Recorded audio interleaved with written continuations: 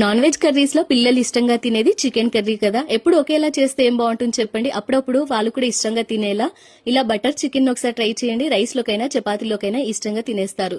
First KG chicken ని తీసుకుని బాగా నీట్ గా వాష్ చేసుకుని 1 టీ స్పూన్ అల్లం వెల్లుల్లి పేస్ట్, కరిగించుకున్న బటర్, అలాగే ఆయిల్ లో ఆనియన్స్ ని వేసి కలర్ మారేంత వరకు ఫ్రై చేసుకున్న ఫ్రైడ్ ఆనియన్స్, పావు కప్పు వరకు పెరుగు, పావు టీ స్పూన్ పసుపు, టేస్ట్ కి సరిపడినంత ఉప్పు, 2 టీ స్పూన్ల వరకు కారం పొడి, 1.5 టీ స్పూన్ వరకు ధనియాల పొడి, యాలుకలు, లవంగాలు, దాల్చిన చెక్క, అలాగే షాజీరా వేసి మెత్తగా దంచుకున్న మసాలా పొడిని కూడా వేసుకుని బాగా మిక్స్ చేసి 10 నిమిషాల పాటు పక్కన పెట్టుకోవాలి. మసాలా కోసం మిక్సీ జార్లోకి ఫ్రైడ్ ఆనియన్స్, పొట్టు వలుచుకున్న వెల్లుల్లిపాయలు, 1 టీ స్పూన్ కారం పొడి, 1 టీ స్పూన్ జీలకర్ర వేసి మెత్తగా గ్రైండ్ చేసి పక్కన పెట్టుకోవాలి. స్టవ్ ఆన్ చేసుకుని పాన్ లోకి 1 టేబుల్ స్పూన్ బటర్, 2 టేబుల్ స్పూన్ల వరకు నూనె, అలాగే మనం మ్యాగ్నేట్ చేసి పెట్టుకున్న చికెన్ పీసెస్ ని వేసి ఒకసారి అంతా బాగా మిక్స్ చేసుకుని మూత పెట్టేసి ఒక 10 నిమిషాల పాటు చికెన్ పీసెస్ బాగా సాఫ్ట్ గా అయ్యి ఆయిల్ సెపరేట్ అయ్యేంత వరకు కుక్ చేసుకోవాలి.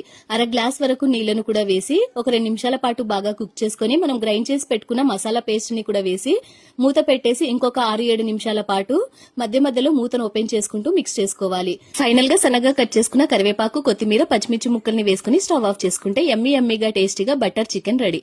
వీడియో మీకు నచ్చిందా? నచ్చితే ప్లీజ్ మీరు కూడా ట్రై చేసి ఒక లైక్ చేసేయండి. Thanks for watching.